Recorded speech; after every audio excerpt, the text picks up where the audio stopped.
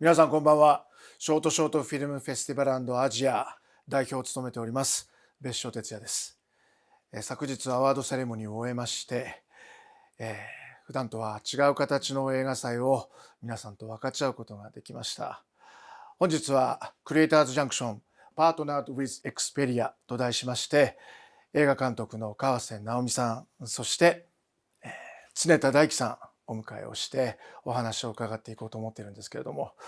それに先駆けましてソニーの中台隆樹さんをここにお迎えしています。よろしくお願いします。よろしくお願いいたします。今ですね、別所さんにお越しいただいているのが、ソニーの本社にある VIP ショールームになっています。はい、ここもちょっとなんて言うんでしょうね、ちょっとスタジオ風になってるんですよね。そうですね、これが実はですね、実際にハリウッドの映画で撮影に使われたセットをここに持ってきております。でここにはですね、ソニーの中でもエレキ、エンタメ、そしてファイナンスの全てがここで展示されているということです。今回の映画祭を振り返りまして、あるいはソニーとのこの試みといいますと、一番大きいのはオフィシャルコンペティションサポーテッドバイソニー、3つの部門がアメリカのアカデミー賞につながるという、日本の作品、そしてアジアインターナショナル、さらにインターナショナルという作品が選ばれて、グランプリジョージ・ルーカスアワードも決まりました。はい、今回この私たちの映画祭とともに、ソニーの皆さんにもご参加いただいたんですが、改めてとなりますけども、ソニーがこの映画祭と取り組むべきことっていうのは何なんでしょう。まさにですね、ショートフィルムフェスティバルアジアはアカデミー公認の短編映画祭ということで、本当にもうアカデミーを目指す、プロを目指したいという人たちにとっての、一つ大きな指標になるのかなというふうに思っております。そういう形でプロでやっていきたいというクリエイターを支援するということと、来年度から2021年度から公募されるスマートフォン映画作品部門サポーテッドバイソニーを開設させていただきました。でそういう意味では新しく本当にスマートフォンを用いて新たな映像のクリエイティブの潮流というものを一緒に作っていければと思っております。そうですね。本当にさまざまなこのエクイプメント、ツール、道具が揃っていく。テクノロジーとともにシネマというのは進化してきたわけですから、この先スマートフォンによってどんな楽しく面白く、そして、驚きのある映像が生まれるのか楽しみにしたいなと僕も思っています。もうすでに来年度の、作品公募は始まっています。世界からどんな作品が集まるのか楽しみにしています。若手の映像作家を応援するっていうのはまさにソニーの皆さんにとってもこれミッションと思っていいわけですか。そうですね。もうまさにソニーというのはクリエイターに一番近いところでテクノロジーを進化させてきた会社ですので、はい、もういろんなクリエイターと一緒に今後もう世界を感動で満たしていければというふうに思っております。実は僕にとっては大変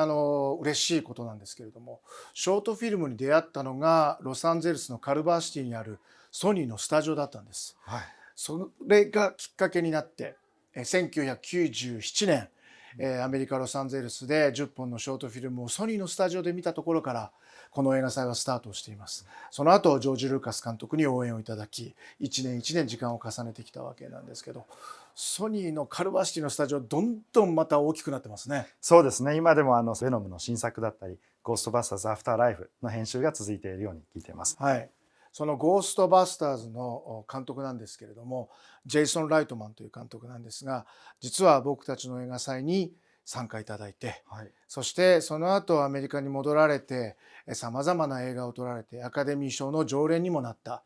監督なんですよね。そんなジェイソンがまさにソニーのゴーストバスターズ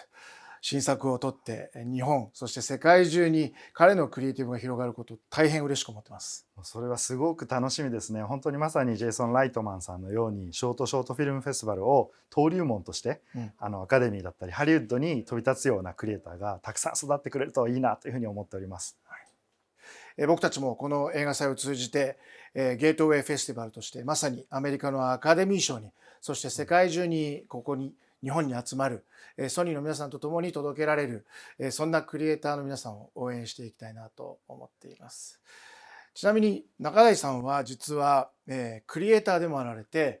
2016年の私たちの映画祭にも参加いただいているんですよね。ありがとうございます。2016年の映画祭でピース又吉直樹さん主演で海衆という作品を上映させていただきました。はい、まさにその時に自分が経験して、例えば足りなかったことあったらこういうのがあったらよかったなということを今ソニーで支援したいと思っております。はい、又吉さんはね芥川賞作家でもいらっしゃいますし、海酒というのは海に酒ですね。酒と書いて、はい、海酒という作品なんですけど、はい本当にクリエイティブと、それからまさにプロダクトが持つテクノロジーを融合しているという、具現化している方が中台隆樹さんでもあるわけです。ありがとうございます。引き続きでも、はい、ソニーとショートフィルムフェスティバルとまさにソニーモバイルとご一緒できることを楽しみにしております。さあ、それではクリエイターズジャンクションパートナー with Xperia、 映像制作の新たな潮流というのは一体どういうものなのか、このウィズコロナの時代どう変化していくのか迫っていきたいと思います。この後は川瀬直美監督をお迎えしてお話を伺っていこうと思います。さあ、ここからは世界の映画監督川瀬直美さん、奈良国際映画祭のエグゼクティブディレクターでもあられます。ご参加いただきます。よろしくお願いします。お願いします。お互いの映画祭が無事終わって、はい、無事というかいろんなことがあって、いや本当にね、はい、初めてのことがたくさんありましたね。そうですね、はい、まさにウィズコロナと中でどんなふうに映画の祭りをやるべきなのかってことは、僕も川瀬さんと一緒にいろんなことをコミュニケーション取りながら、そうですね、今日を迎えてるなって感じがしますけど、はい、もう本当答えがないっていう、誰も答えを知らないっていう中で、でも一歩進むっていつもの哲也さんに私はついてきました。いや、僕が直美姉さんについていったという感じでもあるわけなんですけど、振り返りますと今年の映画祭、はい、僕たちの映画祭は、ニューボーダレスというのをテーマにしました。ボーダーを越えていくこと、さまざまな壁がある、これはコロナがあろうがなかろうが、はい、あるわけですけど、そうですね、クリエイターというものはまさに演者も含めていろんな限界を超えていくということもあります。その中であえて括弧書きでニューをつけたというのは、はい、ボーダレスのあり方、ボーダーのあり方っていうのがどんどん変化してるんじゃないかなと、その変化についていこう、あるいは変化そのものを感じて楽しんでいこう、という前向きな気持ちで、この映画祭を今年も終えたなという気がしますけれども、はい、川さんはどうですか？奈良国際振り返って。私たちの映画祭では宝物を見つけるということで、はい、宝物は何でしょうというテーマでですね、ポスタービジュアルも鏡っていうものを置いて、それを見てくださった方、その鏡に映るのはあなたですよねっていうことで、宝物はもしかしたら自分の中にあるんじゃない？何かと比べるんじゃなくって、私たち自らの中にある何か大切なものを探そうよ。で、奈良なんでやっぱり古い時代からのずっと続いてきた本当に大切な私たちが学ぶべきこともあるので、そういうものももう一度再発見してみようっていう、そういうテーマでした。はい、はい、振り返りますと、そんな中でも世界ともつながる、はい、僕たちの映画祭はオフィシャルコンペティション、アメリカのアカデミー賞公認ですので、はい、アメリカのアカデミー賞につながるゲートウェイフェスティバルでもあります。今年はまさにオフィシャルコンペティションサポーテッドバイソニーと、はい、ソニーさんが初めて参加してくださった中でこの映画祭を繰り広げてきたわけです。作品もそれぞれのアジア、そしてインターナショナル、そしてジャパンと、この3つの部門で選出をされまして、見事グランプリも決まったわけなんですけど、これ奈良国際もね、いろんな形で審査をされていると思いますけども、そうですね、今年は本当に私たちの映画祭はまずですね、とにかく奈良に来ていただくっていうことが作家も審査員も条件なんですけれども、やっぱり今年は海外からは来れないということなので、これは本当にオンラインでの審査会を通してどれだけなんていうかな、リアリティを持ってそれを行えるかっていうことにチャレンジした形でした。そうですね、本当に今までにはない難しさでもあり、チャレンジのできることが審査においてもあったと思うんですけれども、この審査を振り返ってみてなんですけれども、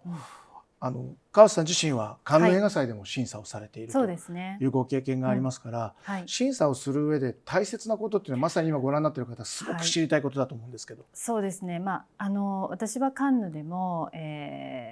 たくさんの審査員の方たちとディスカッションをしながら作品を選定していくんですけれども、誰でしたっけ？ニコール・キットマンとか、そうです、それからスピルバーグとか、そうです、もう世界中のそういった方々と一緒に作品を審査したわけですよね。そうですね、10日間本当に隣の席で皆さんとその時最先端の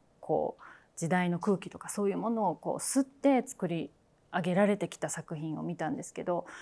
でもね、スピルバーグ監督が審査委員長だったんですけれども、最後に言われたことが非常に印象に残っていて、とにかく自らが本当に感動したものを選ぼうよ。つまりでも自らが確立してないとそれはできないわけですよね。何が本当にいいと思っているのか、自らの人生においてどういうものを良しとしているのかっていう、そこだったんで、やっぱ世界一流の人たちがそれをこれって言った時にはやっぱりそれなんだなっていうふうに思えた。でもちろんそれが対立というか議論されることはあるんですけれども、でも結局はそれって世界の多様性を認めるっていうことなので、なんていうのかな、こういうことだから賞を取れるんだねっていうふうに今見ていただいている方たちが思うのではなくって、やっぱり自らにとって何が一番大切かを見つける旅、それが審査員の方たちに本当に共感していただけるかどうかっていうことだと思うので、私は基本的にはそういう観点で、審査させていただいてます。川瀬直美さんが見る審査のその視点っていうものは、今おっしゃったような感動自らがするっていうことに加えて、どんなポイントがありますか？何かのやっぱり真似をしているとか、その人にとって本当にリアリティがあるのかどうかっていうことはやっぱり分かるんですよね。でそのスタイルだけではなくって、少しその技術力がなかったりとか経験がなかったりとかする。で例えば俳優さんもそんなに一流の人を起用できないとかっていうような、そういう状態でも必ずそのなんていうか中身、その内容にものすごい真実味があるとか、監督がとにかくこれをこの世に誕生させたいっていうような思いっていうのは絶対に見つけられるので、やっぱりそういうポイントを探しますね。よくカンヌ映画祭なんかは、社会的な弱者、透明人間という言い方をしますけど、そこに存在しているのにあたかもいないように扱われている人たちを、そのスクリーンに映し出した時にやはりその絶賛を浴びるとか、それから映像作家の作家性みたいなことをよく言われますけど、ご自身の奈良国際のことも含めてなんですけど。そうですね、私たちの映画祭は1作目か2作目の本当に若い監督がコンペティションにまず私たちが選ぶんですけれども、そういった人たちっていうのがその何か新しい感覚っていうよりは、自分自身のリアリティをどのように形にしてるかっていうようなところでセレクションチームも選んでいきます。だから本当に例えば今年なんかもあらゆる国の世界各国の人たちが、応募してきていただいて、その中から、選出するんですけど、それって例えば審査する人にとっての国自らの価値観とは全く外れたものだったりとか、こんな人がもし日本にいたらこんなのどうなってるんだっけみたいなぐらい気づかされることとかもあって、でそれっていわゆる世界中を世界中の人が知ってるようなスポットライトが当たるような部分じゃなくって、今哲也さんが言われたようにやっぱりその隠されている部分というか、そういう人たちに光を当てて、映画を作る、そこの舞台に上げるってことは光を当てるってことだと思ってるので、そういう作品がやっぱり私たちに新しい気づきと驚きをもたらすので、そういうものが評価されるっていうことはあるかと思います。私も映画監督なので自分の作ってる作品の中にはやっぱり普段だったら決してスポットライトが当たらないような人が主人公になるようなことが多くって、それはそんなに意識してるわけではないんですけど、私は自分が奈良で生まれて育って決して都会で分かりやすいところで目立つような場所ではない生活をしてきた人間で、それが映像とかを通すと一気に世界とつながるという体験を若い時代にしたんですね。それは映画祭を通してなんですけど、だからこの可能性ってすごいなって思って、なのでそのクリエイターもそうだし、その作品もそうなんだけど、見つけられないようなものを見つけることが映画祭の役割なんじゃないかなとは思ってます。まさにトレジャーハンティングでもそれはあるなと思うんですけど、僕たちの映画祭はまさに短編映画なので、短い間にその描かれる世界観、短くてもそこには大きな宇宙があるんだっていうのを僕も感動できる作品たくさん出会えてきたから、こうやって20数年映画祭を続けられてきたなとは思うんですが、ショートフィルムという短編映画の中での可能性、あるいは審査というところでは、どんなところを大切にしたらいいですか。川さんはカンヌでも短編映画にも審査で関わってます。はい、そうですね。長編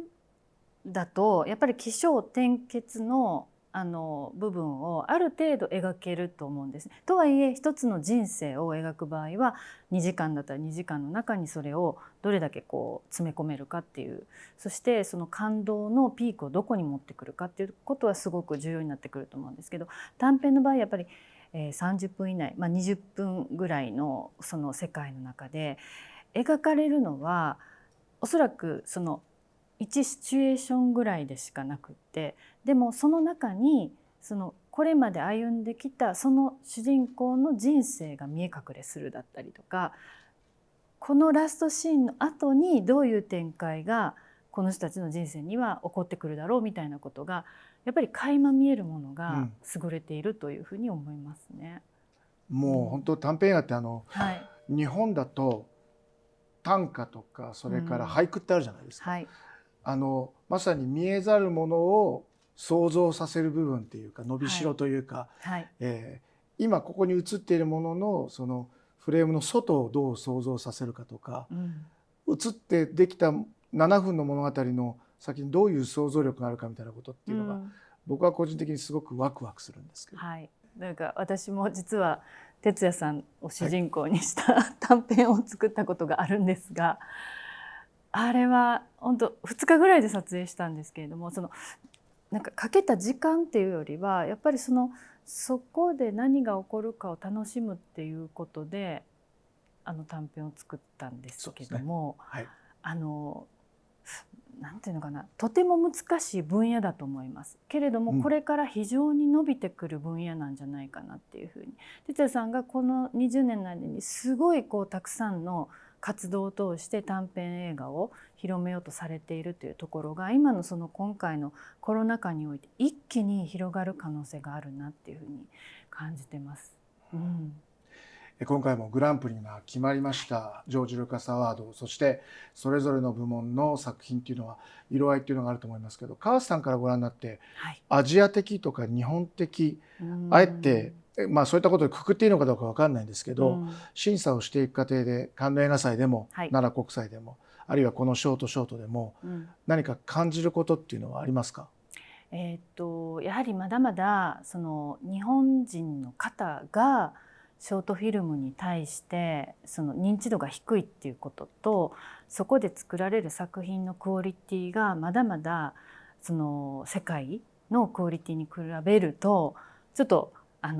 到達してない部分があるなっていうのは正直感じていて、でそここそじゃあ何が要因なのかなっていうふうには思うんですけど、何でしょうねそれ。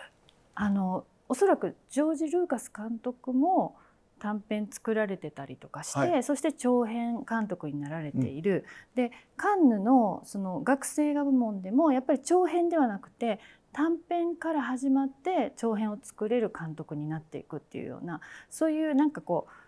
流れっていうのはあるんですけど、日本の場合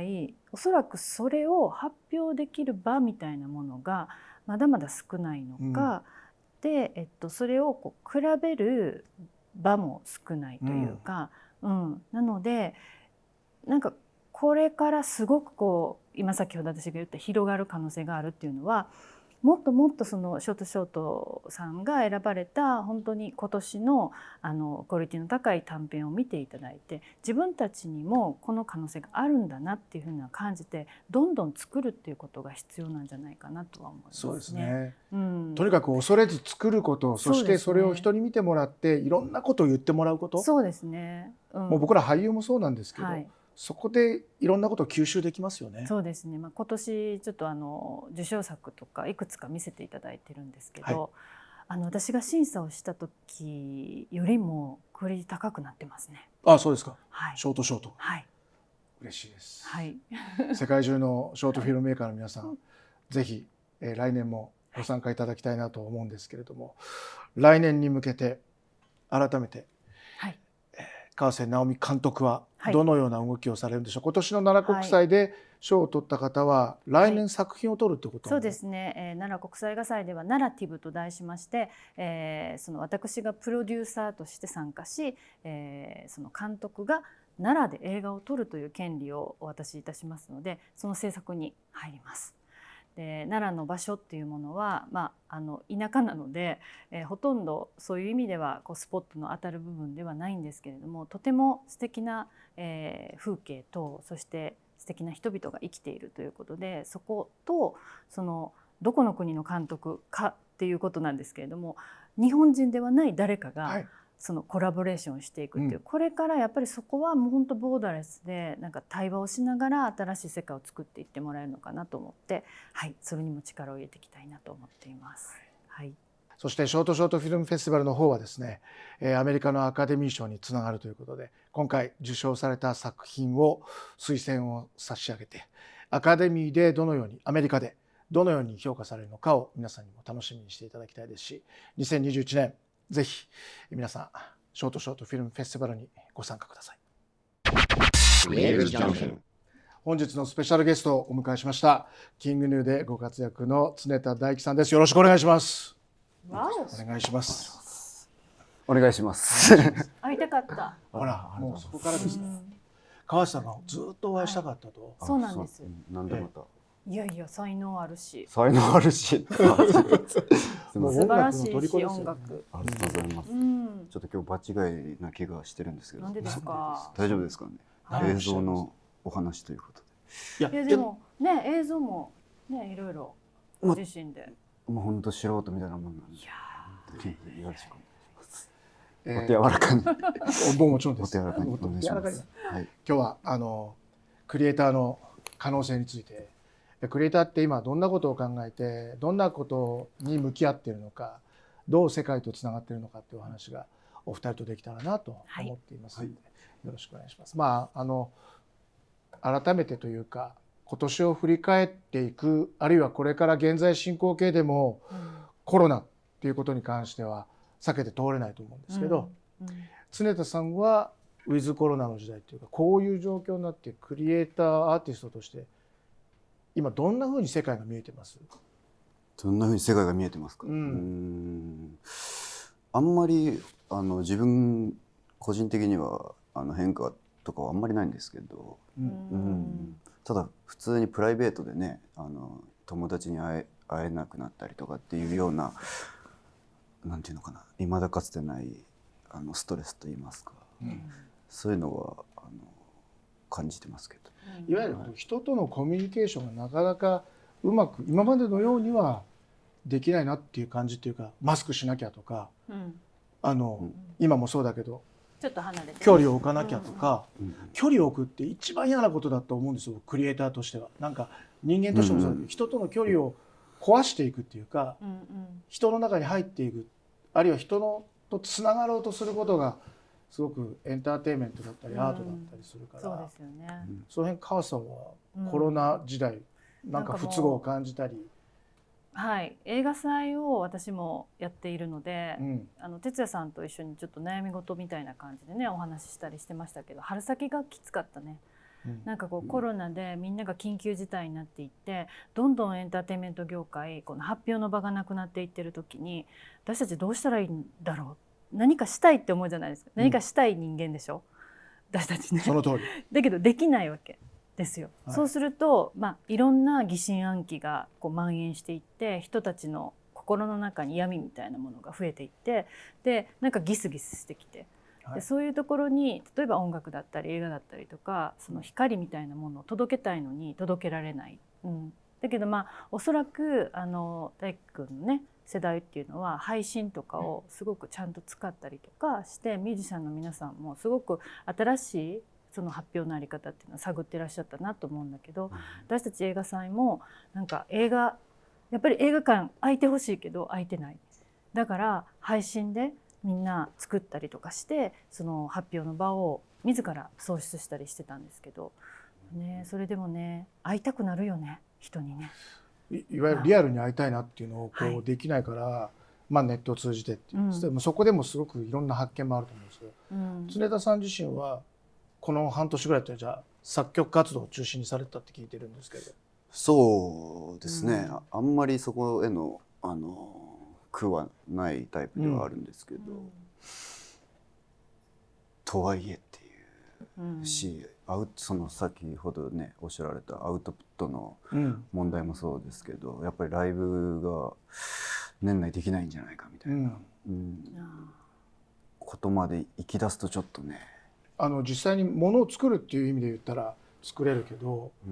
それをこう今おっしゃったように外に出すことってなかなかできなくなって、そうですね、やっぱりねコミュニケーションで構築していくこともねもちろんあるので、音楽の話になっちゃいますけど、もちろん、してほしい。本当ですか。音楽の話助かります、してほしい。助かります。例えばどんなところが不都合に感じたり。いや、やっぱり全てが遠隔の作業になっていくんですけど、今基本的にパソコンでね、それこそオーケストラだとか、なんていうのかな、ハリウッドみたいな、音楽でさえももうパソコン1台あれば作れるような時代にはなってるんですけど、とはいえやっぱりよりプレイヤーのなんていうのかな、大切さが浮き彫りになるというか、やっぱり作家が頭で作ったものに息吹を吹き込んでくれる、なんていうのかな、ミュージシャンたち、多分映画だと役者とかになるのかもしれないですけど、たちっていうのがやっぱり化学反応を起こしてね、作品をより、生き生きさせてくれてたんだなってのは痛感しましたけどね。よりなんていうんだろう、想像力が求められるっていうか、会えないし何かに触れられないから、僕も俳優としてもそうなんですけど、ものすごい逆にイマジネーションすることを求められたような気がするんですけど、常田さん、いや、俺もなんかそんな感じで、よりそこをちゃんとやんなきゃというか、ちゃんと想像できなきゃ、なんていうのかな、いけないなっていうのを感じました。じゃあ今めっちゃいい曲できたなみたいな、そういう状況ですか。なんか新しいなんか降ってきたなみたいなことってこのコロナ禍でありました？でもいいものはね降ってき続けてるのは前からですけど。さすが。今だけちゃうでって、そんな。すいません。いつもやでって。ごめん。振った質問が間違ってた。もう愚問でしたね。もう才能が降ってきてたからね。その前から。そうだよ。それ大事。溢れ出てるわけ。言ってきますけどね。いや大事。そのやっぱり自信は大事です。自信っていうかやっぱその両方がないと生きていけないです。もうね、だからね、もう溢れ出てるの。この人は音楽をやるために生まれてきたから。そう出てます。だから常にキングヌーとかそう言って今言われましたけど、そのねミレニアムパレードだったりとか、いろんなこう本当に集団というかいろんなこう人たちと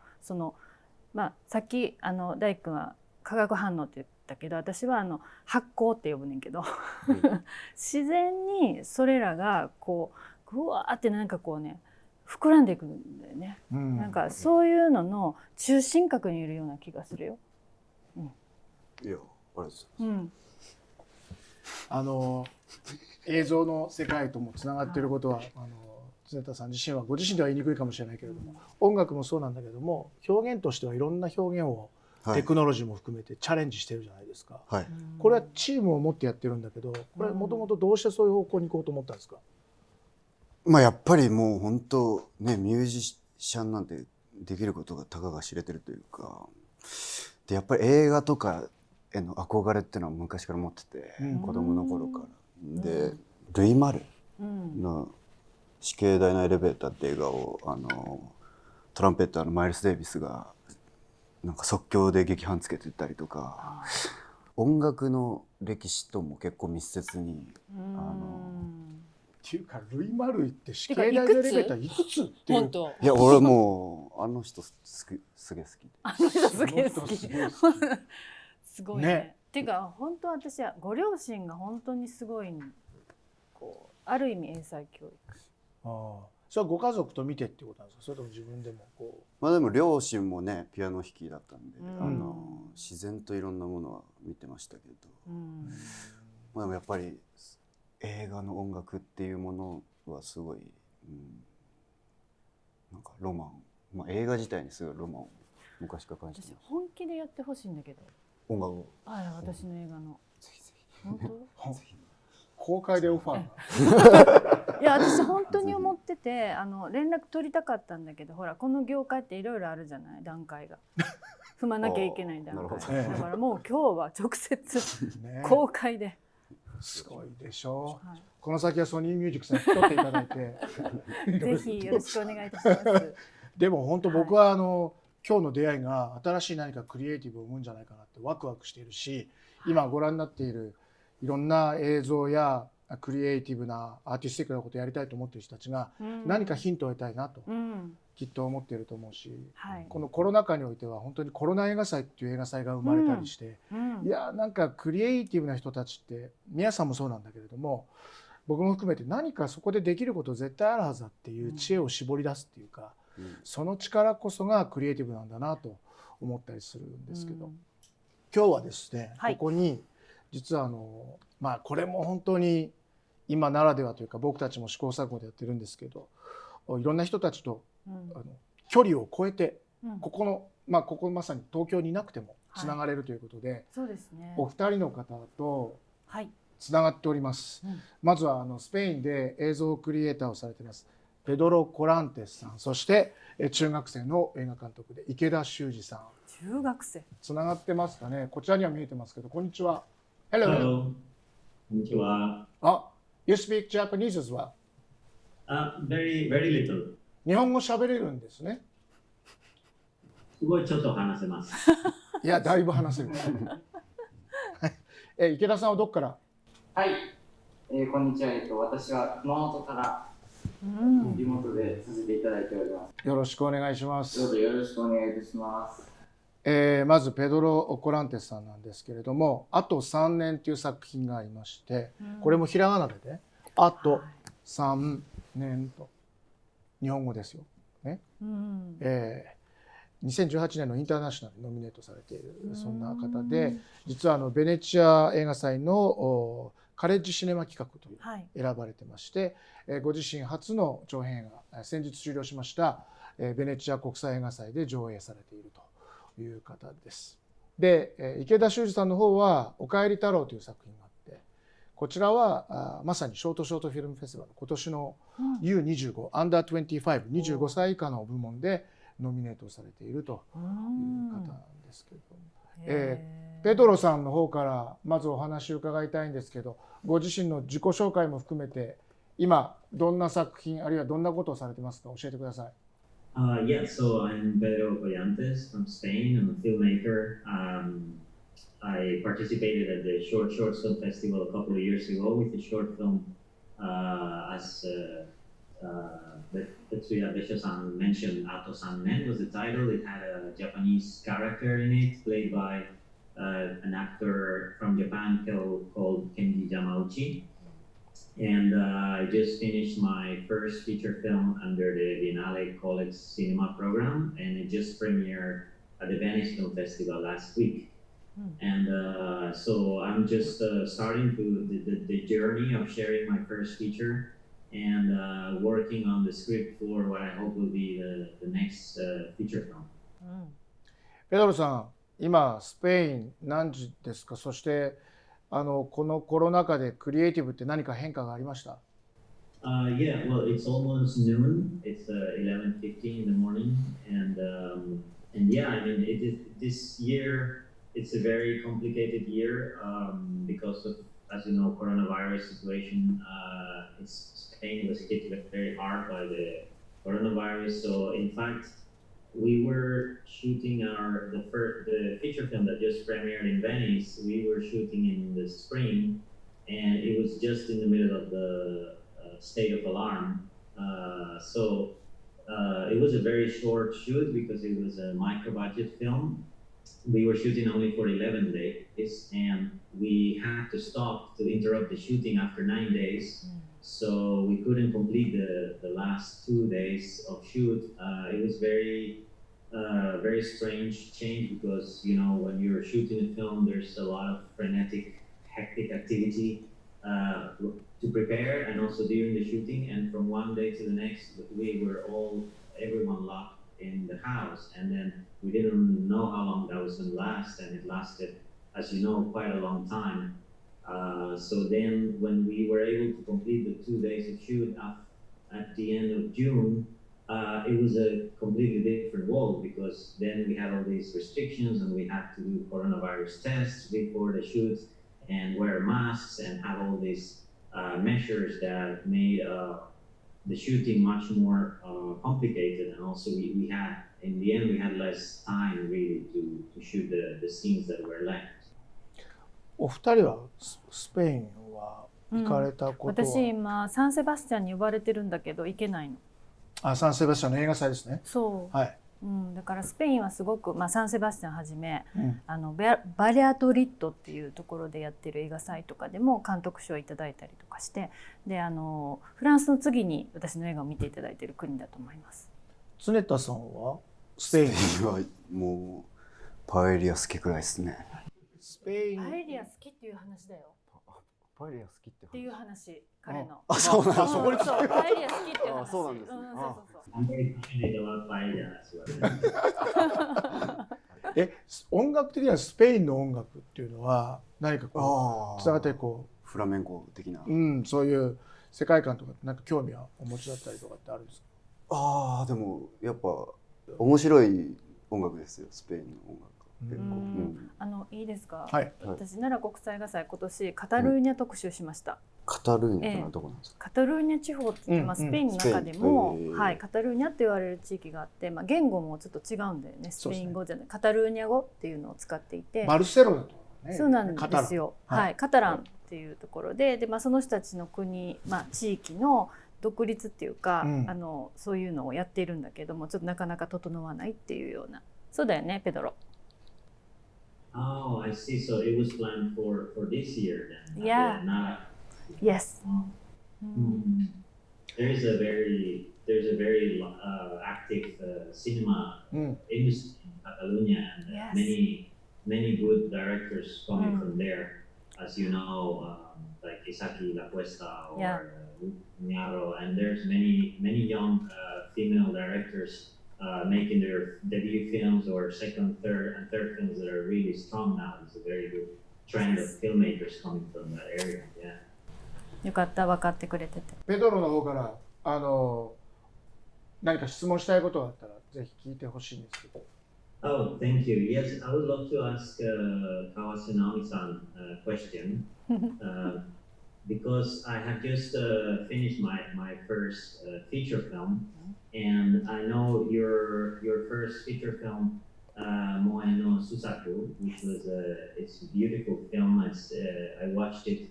some long time ago, and I found it very inspiring. And I know you won the Camera d'Or at the Festival de Cannes with your first feature film, which is a very successful way to start in cinema. And I wonder, how was the process after that to go from that first feature film to the next one? And what advice would you give to a filmmaker like me who is in that situation now? そう長編1作目を成功した監督の2作目は非常に危険だよっていうのをよく言われます。で私も言われました。その時のプレゼンテーターがパリテキサスの監督の、パリテキサスの監督のベンダース。ベンダースさんだったんですけど、彼にもその、プレゼンテーターしていただいて気をつけなナオミみたいな感じで言われたんですね。でやっぱりその一度評価されるとものすごく力が入っちゃってでそうじゃなくてもう一度リセットした方がいいよみたいななんかそんな感じでそのちょっとなんだろうな、自分自身を見つめるというか周りに惑わされないというかとにかく、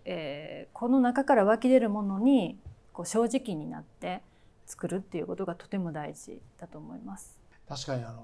僕も舞台やってて初日すごいいいパフォーマンスできても、鶴田さんそういうことないですか？2日目がだいたい力入りすぎて、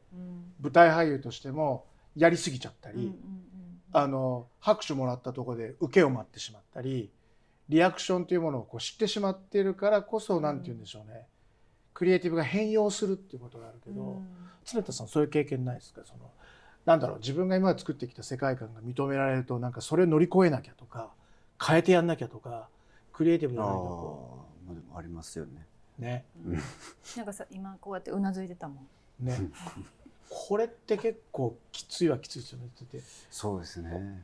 だってやったことが認められたからっていうのがあるから、それに対して次を作るのって全く真逆いくわけにもいかないし、そういう時どうするんですか？音楽活動的には、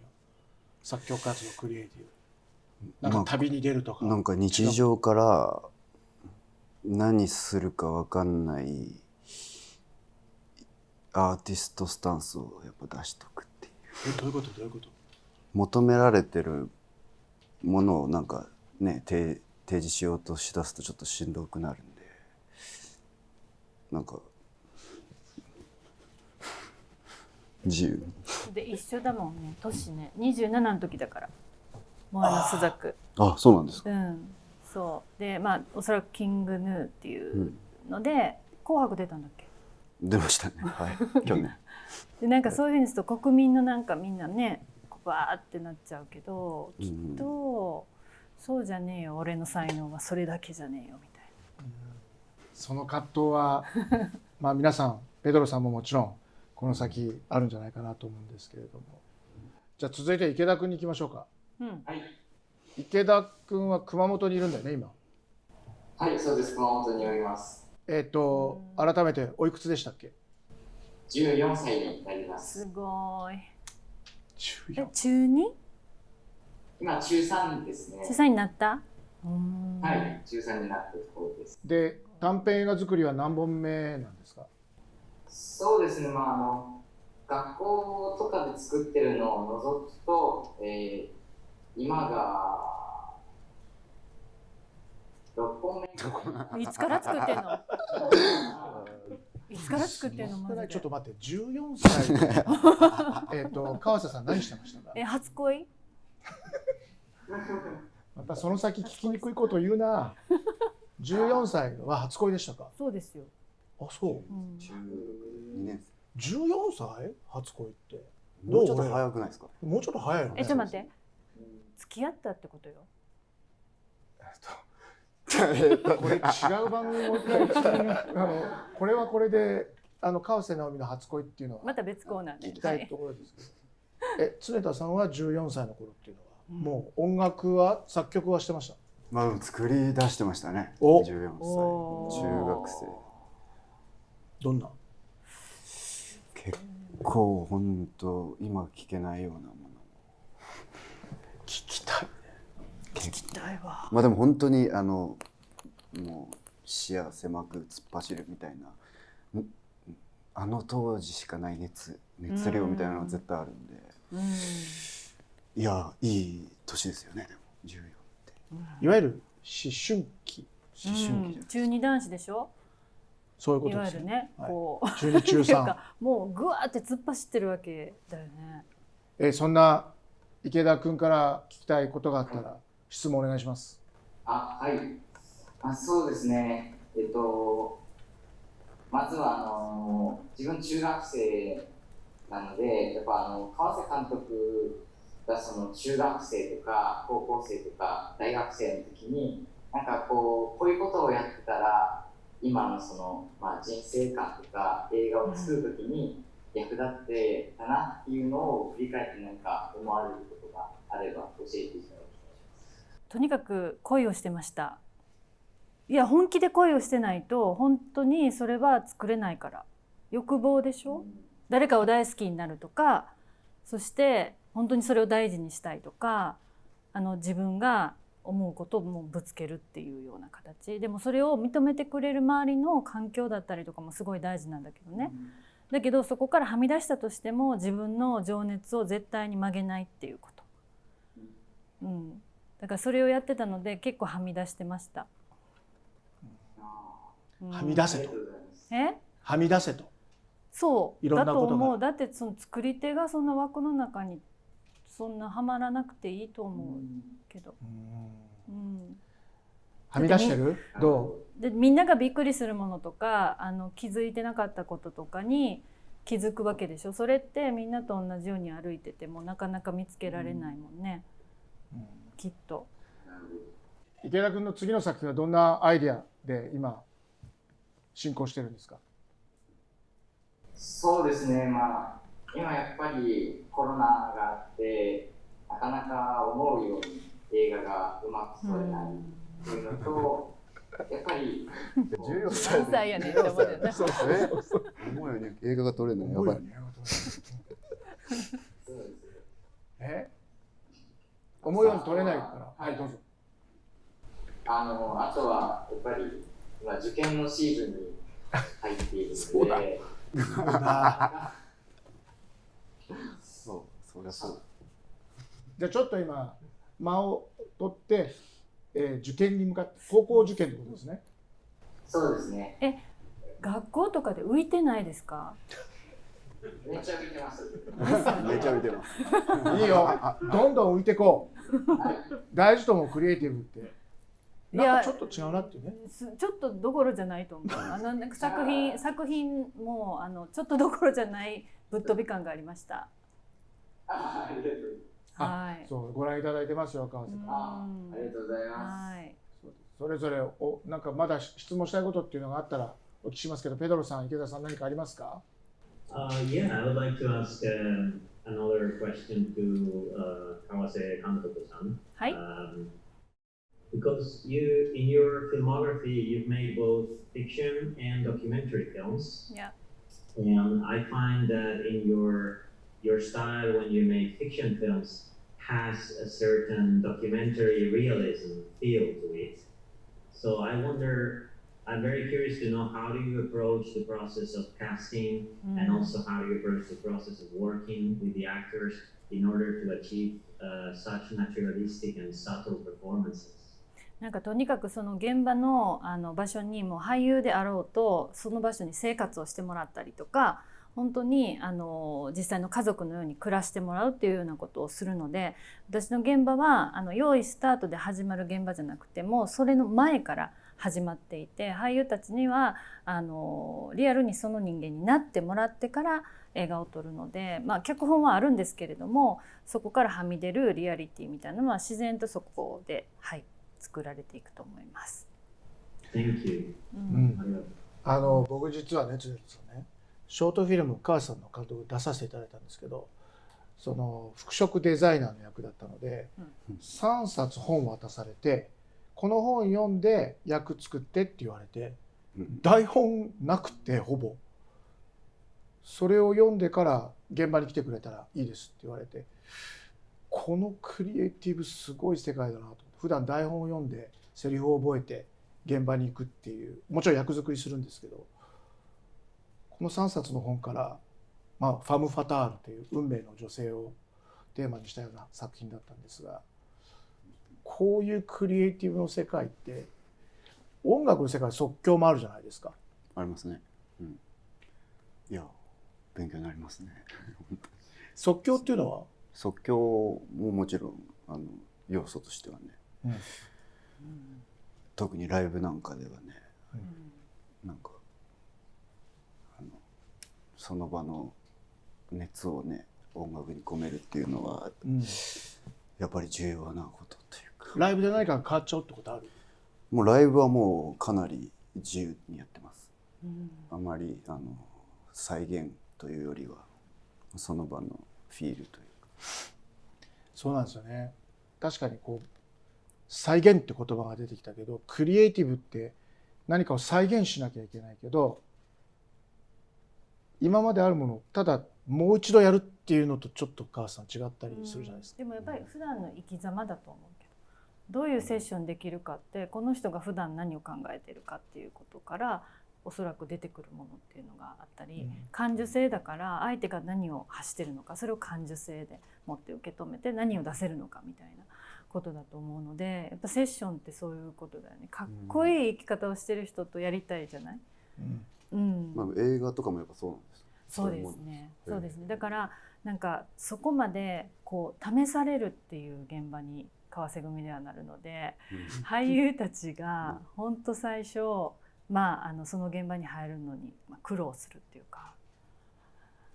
で魂ごと持っていかれるってよく言われるけどね。哲也さんでも本当にいや本当苦労しましたね。2日だから。いやーでももう超濃厚な世界です。ぜひ見てください。いいです。いい役者ですよ。ありがとうございます。お二人がまだまだいろんなことをお伺いしたいんですけれども、本当に今日はご参加いただいてありがとうございます。ペドロさん。Thank you. It's been a pleasure. Thank you so much for inviting me. いつか奈良にも来てください。行きたい。ありがとう。日本語もしゃべる。池田君も高校受験を乗り越えて、ぜひ世界へ羽ばたこう。はい、もう世界へ羽ばたいてます。もう羽ばたいてるんじゃない？そうかもね。もうそうかもしれません。奈良も来てください。はい、ぜひ奈良行きたいですね。今年もあれやけども、毎年私たちユースのプロジェクトをやっていて、で10代の子たちが映画を作ったり、そして映画を審査したりとか、そしてまた映画を配給宣伝したりとかっていう風にしてるんです。なんかそういうところにもぜひなんていうかすごい作品を作っている人としてゲストで来ていただければ。すみません、ありがとうございます。直接インビテーションいただきました。お二人ともありがとうございました。ありがとうございます。ありがとうございました。ありがとうございます。いや本当まだまだね、僕らの映画祭もそうなんですけど、世界中と新しいつながり方をいろんなふうにこうやってしていかなきゃいけないですけれども、していかなきゃいけないというよりしたい、そのことによってなんか刺激を受けたいという気持ちは僕もすごくあるんですけど、続いてはもう技術の最前線というかテクノロジー、映像ってやっぱりシネマとテクノロジー、音楽もそうだと思うんだけど、そのことによってどんどん変化すると思うんですけど、ここでこちらをご覧ください。The idea here is to shoot an entire short film on Xperia, which is a very portable phone from Sony that allows you to be on locations you couldn't have accessed before. What they've achieved with the Xperia is bringing in a filmic feel, tone, a dynamic range that feels more like a high-end cinema camera. And to have that in my pocket is really exciting. まさにスマートフォンが素晴らしい。私これほらオリンピックとかでも選手たちがバックヤードにいる時とか、こんなたくさんのこんなね重たいカメラ持って、大の男の人がカメラマンとしていて、マイクもこうやって竿を出してなかなか入れないじゃないですか。と可能性として公式映画の裏舞台を撮れるっていうのとかすごい可能性あるなって思いました。本当にエクスペリアスマートフォンが出てきたことによって映画ってもちろん見る楽しさもあるけど、いろんな人が撮る楽しさっていうか、自分の考え方で切り取るってことが生まれてきてると思うし、スマホだからなんて言うんだろう、早い悪いっていうそういう世界じゃなくて、クオリティが本当高くなってきてるなと思うんですけれどね。本当にだから先ほどの中学生の彼みたいな、それこそもしかしたら10歳までの小学生が映画作っちゃう、そしてもう世界中に配信しちゃうかもしれないですよね。それができちゃう時代に僕たちは生きてるっていう、音楽もそうじゃないですか。だって別に国境関係ないでしょ。そうですね。最初の活動初期の頃とかは携帯でMV とか作ってましたよ。自分に作ってるんじゃない。いやいや、そんな遊びの一点。いやすごい。でも結構映像に対するこだわりって、もちろんミュージックビデオもそうだけども、あとライブでどんな映像を出すかってやっぱりあるんじゃないですか。いやそうですね。すごい。なんか16対9で撮ったりとか、それこそスタンダードで撮ったりとかやってるでしょ。そうですね。価格の話はもう本当俺がそんな語るような。いやしてください。お願いしますよ。価格の話。価格の話俺します。ぜひぜひ。だって私さっきほらエクスペリアで遊んでたら奪い取って撮ってたもんね。そうそうそうそう。その作ってる映像チームではどんな話をして、どんな映像撮ろうよみたいな。まあ、どんな今回の、ロケ地の、だとか人にどれぐらい寄りたいだとかにも多分寄ってくるんですよね。そういうもんですよね。そういうこと。広く見せたい場合は。はいはいはい。大工君はこのショットとしてはどういうショットが好きとかある？俺は結構雑な手持ち系が好きがあるとやっぱ盛り上がりますね。なんかこうそれって躍動感とか生々しさとかそういうのが好き。そっ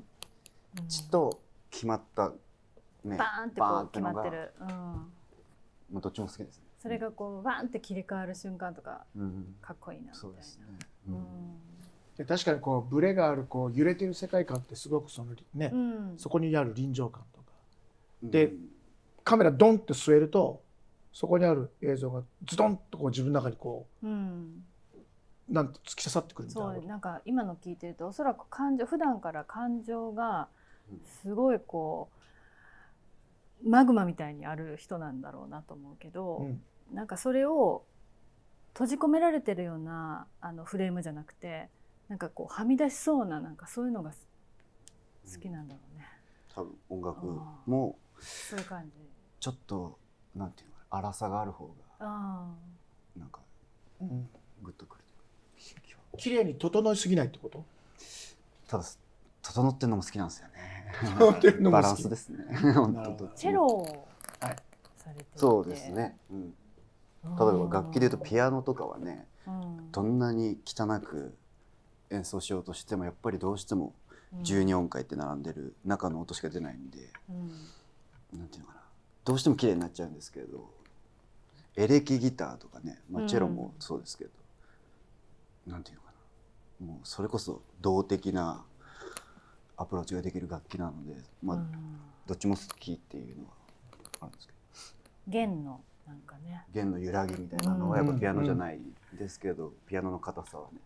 ピアノにしかない。確かに弦はだって自分でこの音階のある場所にっていうところがあるし、そうですね。ピアノはドって言ったらドでしかないからね。チェーっつったらチェー。ドイツ語で。映像は先ほど21対9でも撮ったりとか、チャレンジいろんなことしたい。じゃあそれチームでそういう話をするってことですか？そうですね。大体今回はシネスコのとかいう話はしますけど、もう俺はねそんないいじゃんっていうくらいですけど、いいじゃんいいじゃん。音楽も含めてですけど、映像をこうやっていろいろモビリティでエクスペリア、こういったスマートフォンの可能性ってどんなことを感じてます？いや俺からしたらもう本当すげえおもちゃというか、こんなものがね子供の頃あったら何でもできちゃうのになっていうくらいすごいグッとくる。そうですね。その可能性はすごい感じる。今回コロナになって私世界配信をしている、そういうこうところでも短編を作って一気にこう配信したんですけれども、可能性ってそれってあれですよね。イタリアからオファーのあった、そして世界に向けて短編映画をいわゆるスマホで撮るっていう世界ですよね。そうですね。でそれってできるんだと思ったんですね。でもそれはその時はやっぱり世界の映画監督っていうので、選ばれたんですけれども、いやそんなの選ばなくてもこのねエクスペリアがあれば、その無名でもすごいいいものを作る可能性があるわけじゃないですか。で、なんだろうな、私たちの時代はその誰かに認められてこういう場を用意されてそこで発表できて、それで初めてみんなに見てもらえる場が世界に広がっていくっていうことだったけど、それ何もなくても自分の中にあるものをわーって世界に知ってもらえる可能性がある。そこは私はものすごく期待したいけど、確かに携帯電話スマートフォンがこれだけクオリティよくいろんなものが、はい、撮れるような時代になって、うんうんうん、しかもエクスペリアの場合スローモーションとかいうまあいろんなこうテクノロジーを使った映像の中でもこういうの撮りたいなっていうファンクションがあるわけですけど、うん、これってやっぱりテクノロジーとしてはすごく大きいですよね、うん、大事だなと思うし、あとなんか色味とかも、うん、なんかこういう例えばなんだろうな、このエクスペリアじゃないようなその端末だと、はい、まあ、この色味ぐらいかなで範囲が限られているんですけど、うん、こう、うん、昼間っぽい夜っぽいとか、まあ、モノクロとかってだけどもっとおそらくこう深い色の調整をこのものの中だけでできるっていうのはそれはなんか感じ方、私たちだって映画を作って本編作る時も、その最後のカラーリングっていうのはすごいこだわるんですよね。はい、でそれによってみんなが感じているこう感情を表現するっていうことにまでつながるからその色味っていうのはすごく大事なんですけどそれもやってしまえるっていう。確かに、うん、Xperia 5 Mark II こちらは世界初なんですけれども4K、はいね、の世界観で同時にこの120フレームパーセカンド、うん、こうねだから世界中のクリエイターや DP と言われる人、うん、撮影監督って言われてる人たちがこの、うん、テクノロジーによって新たにクリエイティブ世界が広がるけれども、うん、同時になんか普通の感覚で日常からいろんなことを撮れるっていう時代に入っている。そうです。あとね私の現場とかだと最前線に少数の人間しか入れないんですよ。俳優が、そのリアリティを持ってその場で演じてほしいから、うん、そうするとそのモニターを見れない人たちもいるんですけどそれをこう向こう側でこう見ていただけるっていうような、はい、そういうこう環境も整えられるっていう。そうだから、うん、リモートでいろんなことができる可能性も、ね、スマホによって、うん、エクスペリアによって叶えられるんじゃないかなと思うんですけど、そんなスマートフォンを使ってのショートフィルムなんですけど映画の未来どんな風にこれ開拓されていくのかこちらにあるんですけどスマートフォンフィルムコンペティション supported by Sony こちらもうすでに世界公募が始まってますのでぜひ皆さんもどんどんエントリーしていただけたらなと思っております。もう2021年に向かって映画祭は動き出しています。お待ちしてます。僕ねハリウッドで映画デビューした時にめちゃくちゃ感動したことは、はい、こういう話してて、うん、こういう絵撮りたいねって言ってて、うん、でも撮るレンズがないよね。じゃあそのレンズ作っちゃおうって言うんですよ。だからハリウッドがすごいいいとか悪いじゃなくて、うん、クリエイティブってなんかあるもので何かを作るっていうクリエイティブもあるけどなきゃ作っちゃえとかいや作ってほしいからソニーに頼むとか、それめちゃくちゃ僕今の日本のクリエイティブに、はい、あるいは世界のクリエイティブに大事だと思っていて、何かある世界からじゃなくて鶴田さんもどうですか音楽やっててこういう音欲しいな楽器がないなら楽器作ろうよとか、なんかもうこれでいいじゃんこれこうやってなんか音出そうよとかそういうのが原点じゃないですか。そうですね、ものづくりって。そうですね、その体験はないですか。こうなんか音作ってこうとか。まあそれこそやってるプロジェクトで3D とライブをガッチャンコして、はい、要はライブをやってるんですけどなんていうか上からそのシンガーが飛び出してくるみたいなっていうライブをそうやっててミレニアムパレードってプロジェクトで、はいはい、それとかはもう自分の肉体の拡張というかっていう意味での技術の取り入れ方とかですかね。でも音楽っていうのは映像的にだからさやっぱりアーティストと技術者がもっと密につながらなきゃいけないよね。本当そうだと、まさにそういう場作りも映画の祭りとしては映画祭もやっていきたいし、はい、クリエイターの皆さんもなんかこう自分で脚本書いたり、なんだろうクリエイティブってそういうことだと思いがちなんだけど僕はもっとテクノロジーとか技術者に対してノックするっていうかドアを、なんならソニーさんをノックするっていうのをどんどんやってほしいし、そのことによって、テクノロジーサイドも気持ちが動くんだと思う。絶対そうです。僕たちには技術力あるけど、なんていうか生かし方、ね、そうそれがないんだよねってきっと皆さん思っている。だってそもそもぶっちゃけて言いますけど、クリエイティブ側からこういうものが欲しいっていうのがないと、プロダクトって進化しないと思うんですよね。はい、楽器もそうかもしれないけど、だって昔はサキソフォンなんかなかったわけじゃん。でもサキソフォン作った発明した人がいるわけじゃないですか。そのことによって音楽って常田さん広がったわけじゃないですか。だって楽器最初から全部あったわけじゃないし。間違いないです。はい。ね。間違いないです。楽器作ってください。楽器作って大器っていう。大器。大器。そうですね。本当はずっとお話してたいんですけれども、そろそろお時間のようなんですけど、新しい技術と新しい表現、世界中のクリエイターの皆さんが皆さんからのヒントをと思っていると思うんですが、改めて川瀬さんの方から、クリエイティブとはどんなことをヒントに作っていけばいいんでしょう。私にとってやっぱりクリエイティブっていうのは世界とつながることです。それは日本だから特にやっぱり島国で世界につながるっていうところがちょっとやっぱりやっていかなきゃいけないっていう感覚があるんですよね。でも一気にそれはクリエイティブは国境を越える、そこだと思っています。世界とつながる。はい。常田さんは。いや俺も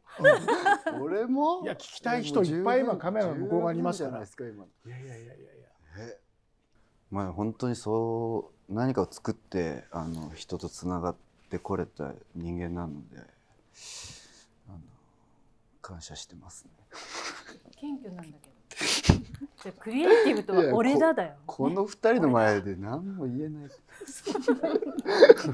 ょっとそんな僕ら謙虚にやらせてください。今日だけは。常田大輝がクリエイティブそのもの。謙虚にやらせてください。いやなんかめっちゃまた好感度が上がる感じ。違う。そんなつもりもないですけど。感謝って言いました。感謝です。はい。いやでもなんかあれですね。映画も撮ったりしませんか？しないですよ。ね。しないです。あるいは出演とか。いやもう大根も大根。音楽とショートで来年発表すればいいじゃん。あら。ちょっと楽しそうです。じゃあそれはまたソニーミュージックさんとまたそうですね。ちょっと議論考えてます。楽しみ。エンターテインメント。いやでも実際こういう出会いって本当に僕はすごく嬉しくて、この出会いから新たなことがもし川瀬さんや常田さんとの間で生まれたり、これをご覧いただいた人や今日参加してくださった皆さんが何か新しいことにあるいは今まであったことが違って見えてくれたらいいなと、あるいはやる気になってくれたらいいなと。そうですね。いや、できる。できます。やってください。私たちは待っています。お二人のコラボも楽しみにしてます。やるよな。やります。お願いします。ありがとうございました。ありがとうございました。